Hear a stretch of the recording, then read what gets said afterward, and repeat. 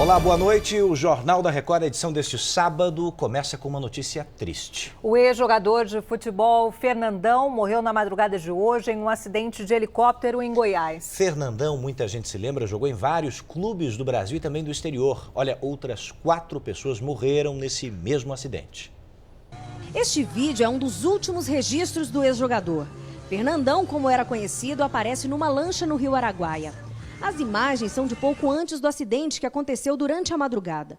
O helicóptero em que ele estava caiu em Aruanã logo após a decolagem. Fernandão foi resgatado com vida, mas não resistiu. E a gente, assim, recebeu a notícia com muita tristeza, né? Porque uma pessoa tão benquista, né? E fez um nome, uma fama e muito novo também, né? Para morrer assim tragicamente.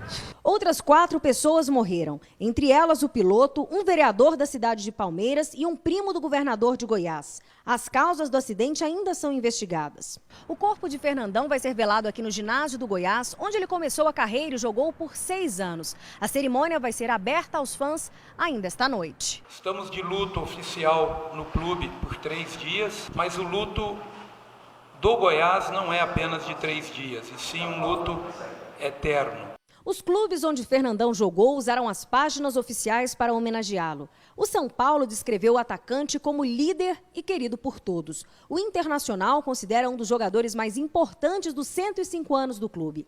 Foi no time gaúcho que Fernandão conquistou o principal título da carreira, o Mundial de Clubes da FIFA em 2006. No Inter também trabalhou como técnico e dirigente. Ele foi um grande exemplo, um grande ídolo, não só para a torcida de onde ele passou, mas do adversário. E isso é difícil. Em visita ao estádio Beira-Rio, a presidente Dilma Rousseff lamentou a morte precoce do jogador aos 36 anos. Deixa saudades em todos nós. E Fernandão deixa esposa e 2 filhos. Pontos de ônibus lotados e trânsito intenso. O fim de semana do paulistano começou parecendo um dia útil. Este terceiro dia de greve dos metroviários, o transporte de milhões de pessoas continuou prejudicado. No trajeto entre a Zona Leste de São Paulo e Itapevi, na região metropolitana, a professora esbarrou no portão fechado. Fui pega de surpresa. Não sei mesmo. E eu tenho que ir. Foi esse o cenário nas 37 estações fechadas neste terceiro dia de paralisação. É uma vergonha, né? Porque a gente tá pagando os impostos tudo em dia e não vai dar em nada e tá prejudicando a população. O sábado teve jeito de dia útil, com pontos de ônibus cheios e avenidas engarrafadas. A Zona Norte e Oeste de São Paulo foram as mais prejudicadas. No fim da tarde, os metroviários voltaram a se reunir para discutir a greve. A maior parte da categoria ainda se mostra favorável à paralisação. Bom, nós vamos ao vivo com o repórter Vinícius Costa em São Paulo agora. Ele tem outras informações sobre a Assembleia que decide o futuro da greve dos metroviários. Vinícius, boa noite. Temos uma decisão? Boa noite, temos sim. A Assembleia dos Metroviários terminou agora há pouquinho e a categoria decidiu manter a greve. Eles afirmam que não pretendem continuar com essa paralisação até a próxima semana, mas exigem reajuste acima dos 10%. O metrô, em contrapartida, oferece 8,7%. A decisão mesmo só deve sair amanhã, pela manhã, por volta das 10 horas da manhã, no Tribunal Regional do Trabalho, onde deve ocorrer uma audiência que vai definir a legalidade da greve e também o reajuste proposto e previsto para a categoria. De São Paulo, Vinícius Costa. Obrigada, Vinícius, pelas informações. E o empresário alemão foi encontrado morto, Eduardo, no apartamento em que morava no Rio de Janeiro. De acordo com as testemunhas já ouvidas, ele brigou com a namorada, que também morreu. O empresário Stefan Krause, de 49 anos, morava nesse prédio de luxo em Ipanema, na zona sul do Rio. Ele e a namorada, Juliana Fernandes, de 30 anos, teriam brigado a noite toda. Stefan Krause vivia no Brasil havia 23 anos. Segundo vizinhos, o relacionamento do casal era muito conturbado e no ano passado ele teria decidido terminar o namoro. Mas Juliana não aceitava a separação. De acordo com a polícia, por volta das 11 da noite, durante a discussão, Juliana teria atirado no empresário. Depois de passar a madrugada toda bebendo, já de manhã, ela teria se jogado da varanda do apartamento. Falaram pra mim, ó, fica de olho aí, parece que ela vai pular. Eu olhei pra lá, quando eu olhei de novo, eu vi ela assim, ela pulou. Peritos da Polícia Civil estiveram na cobertura e recolheram um revólver no local do crime. Ao retirar as munições da arma, a gente viu que tinham 3 munições deflagradas. Elas podem ter sido deflagradas em outros momentos, mas havia sim munição deflagrada nesse revólver. A polícia já começou a ouvir testemunhas e pediu imagens de câmeras de segurança para tentar esclarecer o caso. Do Rio, vamos para São Paulo, onde 2 famílias lutam para provar que seus filhos estão presos injustamente. Vítimas de um assalto reconheceram os 2 suspeitos, mas os parentes acreditam que eles foram confundidos. O filho deste casal, José Celi de Oliveira, teria sido preso por engano, acusado de participar de 2 assaltos. Não tem a prova do crime, não tem o produto do roubo, tá? Como é que essa pessoa é presa se não achou? Revistar aqui minha casa. José Celi estava num bar com Genilson de Jesus. Eles foram acusados de, armados, terem assaltado 2 vítimas para roubar celulares e foram reconhecidos apenas pelas roupas. Ele estava lá tomando uma cervejinha, de repente chega a polícia batendo geral, falando que ele já estava preso, que tinha 4 testemunhas, falando que ele tinha roubado o celular. O dono do bar confirma o horário em que eles estiveram ali. Chegaram os 2 às 8h30, depois o outro chegou a volta às 9h15, mais ou menos. Ficamos até 10h20 da noite. Os 2 foram presos depois de sair do bar e caminhar mais ou menos uns 200 metros até aqui, onde iriam comer um churrasquinho. Com eles não foi encontrado nada do que foi apontado pelas vítimas, nem os celulares roubados, nem qualquer arma. E os roubos teriam ocorrido distante daqui, em direções completamente opostas. O advogado das famílias vai apresentar imagens que, segundo ele, são a prova da inocência. Elas mostram os 2 e mais um amigo caminhando depois de sair do bar, supostamente no horário em que os assaltos teriam sido praticados. Que é a prova real de que eles estavam neste local e é o horário dos roubos. Então, como eles podem estar em 2 lugares ao mesmo tempo? Bom, o delegado que cuida do caso informou que as vítimas reconheceram a dupla quando registraram o crime. Dias depois, foi feito um novo reconhecimento e elas teriam confirmado que foram eles os assaltantes. O inquérito segue agora para a Justiça. Imagens de uma câmera de rua ajudaram a polícia a prender uma quadrilha de sequestradores ao identificar um dos carros utilizados no crime. Pois é, e a vítima já tinha sido libertada depois que a família pagou o valor do resgate. Essas imagens de uma câmera de segurança mostram os carros usados pelos criminosos. Nesta rua, os bandidos passaram um rapaz de 27 anos de um veículo para outro, antes de seguirem para o cativeiro, na zona oeste de São Paulo. Ele ficou 12 horas em poder dos sequestradores. Depois que a vítima foi libertada na última quarta-feira, a polícia identificou que um dos carros havia sido apreendido por envolvimento em outros crimes. O proprietário já estava preso e confessou participação no sequestro. Ele nos indicou o cativeiro e fomos para lá, invadimos e encontramos 3 indivíduos. No local, a polícia apreendeu este fuzil de brinquedo, que era usado para intimidar o rapaz enquanto ele era mantido refém. Lá também encontraram munição e outros objetos que haviam sido roubados da casa da vítima. O dinheiro do resgate não foi recuperado.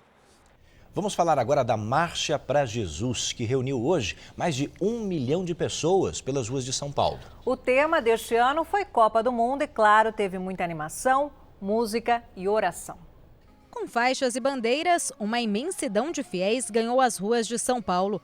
A Marcha para Jesus começou no centro e seguiu em direção à Zona Norte. Do alto, dava para entender porque o evento é um dos maiores do mundo. Vanessa participa da marcha há 14 anos. Veio com o marido e com os filhos. A gente traz os pedidos nos pés e vem marchar todo ano em família. O evento reuniu fiéis de várias partes do Brasil. Paulo Henrique viajou 200 quilômetros com os amigos. Nossa, é uma maravilha estar no meio desse povo, podendo gritar, falar o nome de Jesus. Essa é a 22ª edição da Marcha para Jesus. O evento já faz parte do calendário oficial do país desde 2009. E o número de pessoas cresce a cada ano. Segundo a organização, 1,5 milhão participaram da marcha. Que não é a marcha de uma ou outra igreja, mas a marcha em torno do nome de Jesus. Então todos que são cristãos, que professam isso e queiram demonstrar nesse dia, é a marcha para Jesus para isso. Após 4 quilômetros de percurso, muita música e todos unidos na mesma fé.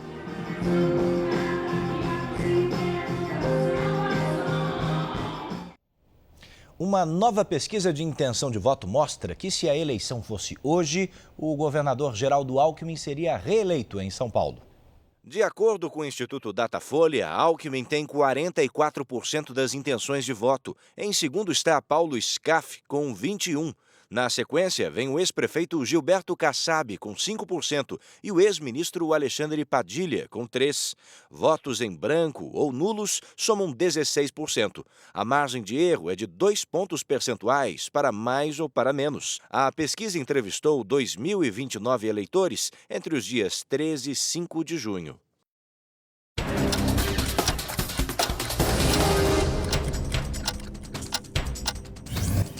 Uma aeronave fez um pouso forçado durante um voo de instrução na Grande São Paulo. Piloto e aluno não se feriram com gravidade.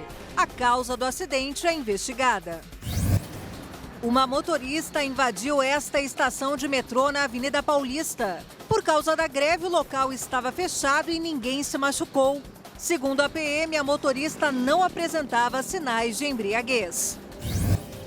Parte de uma rodovia desmoronou no interior do Rio Grande do Sul. Alguns carros caíram na cratera de 100 metros de extensão. Uma mulher se feriu e já foi liberada do hospital. Mais de 500 pessoas, entre bombeiros e voluntários, participaram de uma simulação no Maracanã.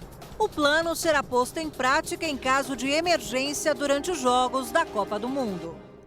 Mitos e verdades sobre os alimentos afrodisíacos. E como está o MC que sobreviveu a 7 tiros 2 anos depois? Reportagens que você vai ver no próximo Domingo Espetacular. Olá, tudo bem? A nossa equipe reencontra o MC Cacheta, vítima de um misterioso atentado. Você vai ver como ele se recuperou depois de ter sido baleado 7 vezes. Antigamente eu tinha medo, não tinha medo, eu tinha vergonha de mostrar as costas. Desacreditada, ela pensava que a firma caiu a mil. Como está a carreira do MC e também a investigação do crime 2 anos depois. Uma visita ao Santuário dos Jumentos. Você vai conhecer o lugar onde vivem mais de 5.000 animais. Muitos foram abandonados pelos donos. Entenda por que o jumento perdeu espaço para a moto no Nordeste. E agora precisa de proteção. Histórias de anônimos que tiveram seus 15 minutos de fama e desapareceram. Onde está a jovem que respondeu ao Lepo-Lepo? Agora eu tô bem de verdade. O coveiro que brilhou na TV? E a morena, que ganhou um selinho do centroavante da seleção no meio do trânsito? Na Semana dos Namorados, mitos e verdades sobre aqueles alimentos com a fama de apimentar a relação. O Domingo Espetacular ouve quem é autoridade no assunto. Bicho pega. E mostra até que ponto os tais alimentos afrodisíacos funcionam mesmo.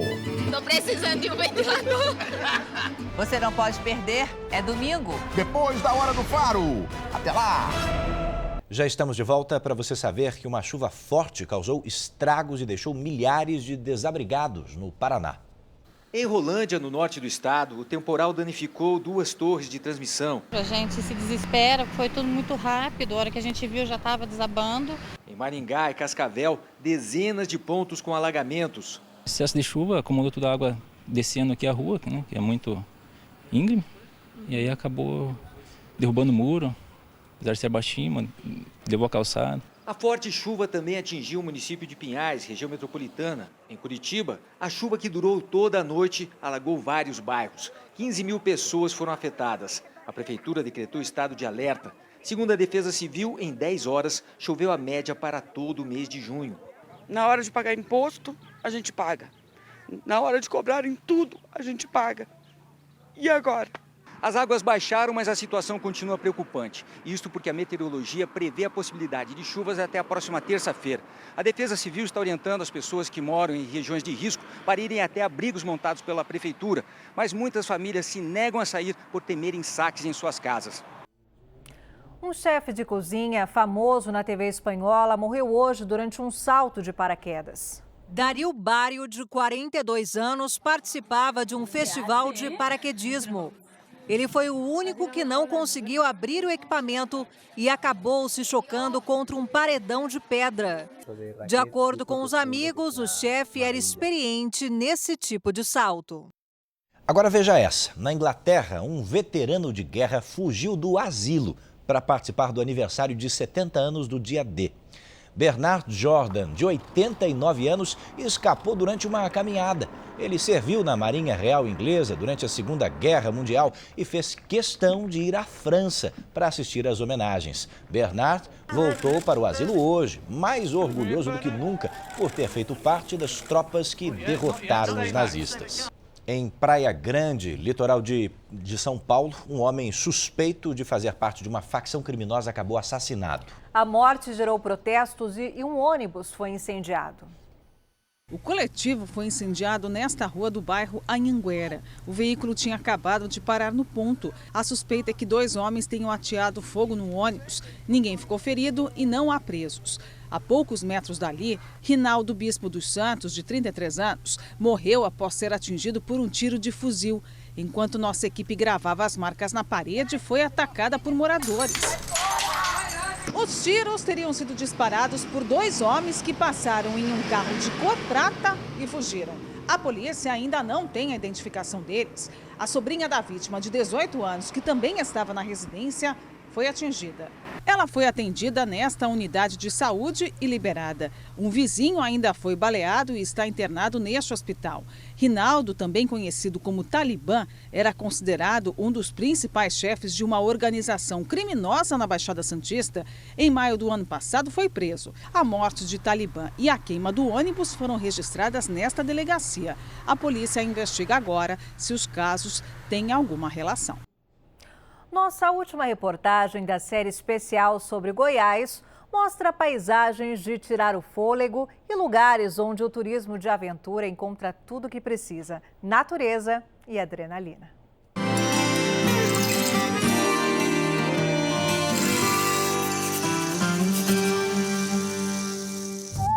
É fácil se distrair com as formas nesse horizonte colorido. Alto Paraíso, no nordeste de Goiás, honra o nome que tem. Você não vê, mas esse canto do planeta repousa sobre uma imensa placa de cristal de quartzo de 4.000 quilômetros quadrados. E sobre ela, um cerrado diferente, além das tradicionais árvores retorcidas, savanas, campos, florestas. Em vários estados, um bioma em extinção. Praticamente a gente tem hoje do bioma 17% que ainda existe. O cerrado de altitude se ergue onde um dia era o mar. Onde a altitude, mais de 1.600 metros, ajudou a preservar plantas e animais. Cerca de 3.000 espécies e uma infinidade de aves. A Chapada dos Veadeiros também é conhecida como a Caixa d'Água do Brasil. É o berço de alguns dos maiores rios do país. Basta seguir o riacho e lá estão, pequenas e charmosas quedas d'água. Ou grandes cachoeiras, só aqui são quase 200. Para voltar, uma parada num dos pontos mais altos. Tudo isso para pegar uma carona radical numa das maiores tirolesas do país. No ponto mais alto da tirolesa, ela vai estar a mais ou menos 100 metros da copa das árvores. Mas isso, a gente ainda tem que levar em conta que a gente está numa serra que tem mais ou menos 1.200 metros, ou seja, uma aventura daquela, né? E lá vamos nós, flutuando sobre o Cerrado Goiano. A Chapada vista de cima em toda a sua grandiosidade. O passeio seria de pouco mais de 1 minuto, mas empaquei no meio do caminho. Me choquei com o cinegrafista e a gente está parado agora aqui em cima. O socorro vem rápido no cabo de aço e com escala o voo pareceu ainda mais divertido. Uhul! Pé no chão. Vale muito a pena, viu? A família de Ion sabe disso, mas não escolheu Alto Paraíso só pela aventura. Pelo contrário. Você vê isso claramente no turista. Chega muito acelerada, no segundo, terceiro dia começa a entrar no outro ritmo, que é esse ritmo aqui. É o ritmo da terra. Olha o silêncio. Jeffrey Sheldon é artista plástico renomado nos Estados Unidos. Criou cenários até para os parques da Disney. Trocou tudo por esse pedaço de sossego, encravado no meio do Brasil. A terra é linda e, como se fala, environmental, the temperature was perfeita, bom vento, perfeita chuva. E casa, no alto da Chapada, é desse jeito aí. Aconchegante ou simplesmente exótica, repleta de cristais. Assim se vive aqui. Lugar meio mágico, perdido no tempo, bem no topo, mais perto do paraíso. Lindo mesmo. Lindíssimo. Bom, você sabe que o diabetes é um sofrimento para os pacientes, só que os tratamentos são cada vez mais eficazes, né? Na nova série do Jornal da Record, você vai ver como levar uma vida normal, apesar da doença. Uma doença silenciosa que precisa de tratamento rápido. O diabetes atinge milhões de brasileiros. O perigo da obesidade. Ele só não come pedra. As crianças que convivem com o diabetes. Os avanços da medicina. São pílulas que eliminam até 30% da glicose através da urina. O pâncreas artificial pode ser a saída no futuro próximo. Seria o fim das dietas especiais e das constantes injeções no corpo. Os remédios de longa duração. Numa ampola como essa, o novo medicamento, já aprovado pelo governo, promete durar até 40 horas no organismo. Para tratar o diabetes, há vários medicamentos, mas em muitos casos, o exercício é o melhor remédio. É o que você vai ver na série Diabetes Sem Neura, a partir de segunda-feira no Jornal da Record. Agora uma história curiosa. Nos Estados Unidos, o milionário que espalhou alguns envelopes com dinheiro pela Califórnia foi finalmente reconhecido. Jason Buzzi participava ao vivo por telefone de um programa de televisão americano. O empresário foi identificado depois que um especialista em reconhecimento de voz ouviu a entrevista. Durante as 2 últimas semanas, Jason postava dicas dos esconderijos numa rede social. Nos envelopes havia até $250. O benfeitor disse que se deu bem nos negócios e quis ajudar a população. Na Ucrânia, o novo presidente tomou posse hoje sem trégua da violência nas regiões separatistas.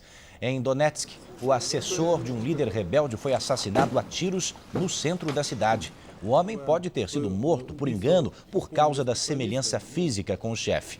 Durante a posse na capital Kiev, o novo presidente, Petro Poroshenko, disse que não vai desistir da Crimeia, anexada pelos russos, e espera assinar até o fim do mês o acordo de adesão à União Europeia. Zilu Camargo quebra o silêncio e fala pela primeira vez na TV detalhes sobre a briga com o Zezé de Camargo. E a incrível história da mulher que emagreceu 140 quilos sem fazer uma cirurgia sequer. Próximo Domingo Show. Exclusivo. A primeira entrevista de Zilu Camargo para um programa de TV após a briga com o ex-marido Zezé de Camargo. Ela recebeu Geraldo Luiz e abriu o jogo sobre as polêmicas do ex-casal. Que balanço que você faz desses 30 anos de um casamento que eu posso falar, Zilu, que foi, já foi? Os detalhes da separação, o novo namorado e a relação com os filhos. O que é verdade e o que é mentira sobre as notícias mais comentadas no mundo das celebridades nas últimas semanas. Esse negócio que o Zezé falou aí, que mulher feia tem que ser traída. Vai descendo na boquinha da garrafa. Quem não se lembra desse hit que marcou os anos 90? Desce mais um pouquinho. Mas o que aconteceu com a primeira formação do grupo Boquinha da Garrafa? Por que o vocalista Dinho e os bailarinos Sara e Tom se separaram? Eu preciso desabafar. A verdade sobre o fim da banda original. E ao vivo no palco, uma atração que vai surpreender os artistas. Uma história inacreditável. A mulher que emagreceu 140 quilos sem fazer nenhuma cirurgia. Como ela conseguiu vencer esse desafio? E como ficou depois da transformação radical? Não é a mesma pessoa. É sim. No palco, as novidades para quem quer perder peso. E o segredo das celebridades que conseguiram mudanças impressionantes. É neste domingo, a partir das 11 da manhã, no Domingo Show. A morte de Fernandão. Vamos ao vivo para Porto Alegre conversar com a repórter Roberta Marques, que está aqui conosco. Ela está em frente ao estádio Beira-Rio, inclusive. Boa noite, Roberta. Foi aí que Fernandão se tornou um ídolo da torcida do Internacional, né? Boa noite, isso mesmo, Eduardo. Por isso, centenas de pessoas se reúnem ao redor do estádio neste momento. Por aqui há muitas velas, mensagens, coroas de flores e faixas em homenagem ao ídolo colorado. E hoje, a tradicional rivalidade entre Inter e Grêmio foi até esquecida. Todos são solidários com a família e estão de luto pela morte do ex-jogador. Fernandão deixa mulher e 3 filhos. De Porto Alegre, Roberta Marques. Obrigada, Roberta, pelas informações. A Inglaterra é o terceiro país que mais comprou ingressos para a Copa no exterior, atrás apenas dos Estados Unidos e a Alemanha. E o resultado dessa enorme procura é a falta de reais nas casas de câmbio inglesas. Essas notas viraram raridade no Reino Unido.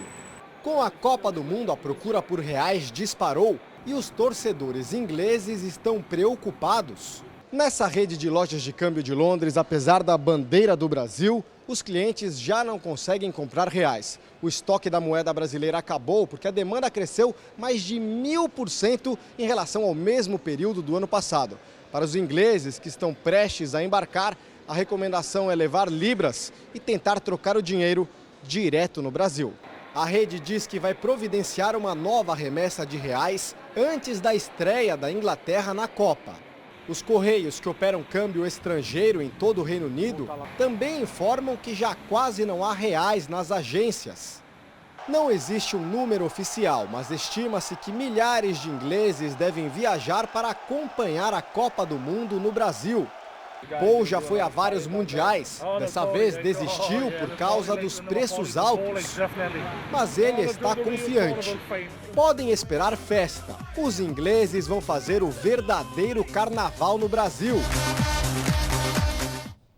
Especial agora, hein? Um encontro de artilheiros. O uruguaio Didia, que calou o Brasil em 50, e Jairzinho, artilheiro do Brasil em 70, relembram bons tempos do futebol e dão até palpite para esse ano. Hoje ele é um senhor de 87 anos e um jeito manso, mas o uruguaio já foi um vilão. Didia marcou o gol que tirou do Brasil o título da Copa de 1950. O Maracanaço, como ficou conhecida a partida, traumatizou a torcida. O Uruguai venceu por 2-1. Daquela final, Didia é o único jogador ainda vivo. E foi uma atuação tão perfeita que o Carrasco do Brasil virou o ídolo dos brasileiros. Sempre que venham querem tirar fotos comigo. Para mim é um privilégio que me reconheçam, falou o uruguaio. Que a gente me reconozca. Até Jairzinho, o furacão da Copa de 70, é um fã. Os dois usavam a camisa 7. Não são da mesma geração, mas tiveram em comum um estilo elegante de jogar bola. Jairzinho marcou gols em todas as partidas da Copa do México. Ele acha que hoje o futebol mudou muito. A riqueza mesmo do futebol, da época dele, da minha época, etc., acabou. Acabou. Hoje é de fato uma competição mais física do que técnica. Didia e Jairzinho acreditam que a Alemanha tem um dos times mais fortes, mas apostam mesmo no talento. Vai prevalecer quem tiver mais inteligência para poder ser mais ofensivo e desequilibrar. Aquela seleção que desequilibra, tiver o jogador que desequilibra, que vai ganhar. Os jogadores do Brasil ganharam folga até domingo após a vitória sobre a Sérvia. Descanso também sabe para quem? Para a cidade que abriga a seleção. Teresópolis, sem a seleção, voltou a ser a Teresópolis pacata de sempre. Mas o fim desta tranquilidade já está marcado. Amanhã à tarde a seleção volta aos treinos e Filipão começa a encaminhar o time para a estreia no dia 12 contra a Croácia. Os 11 jogadores que conquistaram a Copa das Confederações estão confirmados. Oscar será o titular e o William permanece na reserva. Convicção do treinador. Quem escala sou eu, não adianta crônica, Pedro, Paulo, João, Juca dizer que está bem ou está mal. Sou eu que sou pago para ver isso e sou eu que faço. Como o meio de campo ainda não resolveu os problemas de criação das jogadas, a ajuda veio dos zagueiros. Contra o Panamá, foi Davi Luiz que encontrou Neymar em condições de deixar Hulk pronto para fazer o gol. Thiago Silva também armou a jogada para Fred dar a vitória ao Brasil sobre a Sérvia. Eu, quanto o Davi, mesmo o Dante e o Henrique, tem essa qualidade, essa visão de jogo. A seleção terá mais 4 dias de treinos para ficar pronta e de bem com a torcida de novo. E olha, o amistoso entre Inglaterra e Honduras quase foi cancelado por causa de relâmpagos. A natureza também roubou a cena numa outra partida. Em Bruxelas, Bélgica e Tunísia deixaram o gramado por causa de uma chuva de granizo. Em Buenos Aires, a Argentina venceu a Eslovênia por 2-0. O segundo foi de Messi. Bom, o Jornal da Record especial deste sábado, arrumando o microfone, termina aqui. Outras informações amanhã no Domingo Show. Fique agora com o programa da Sabrina. Uma ótima noite para você. A gente se vê amanhã com outras informações no Domingo Espetacular. Até lá. Aproveite bem o seu final de semana. Uma boa noite.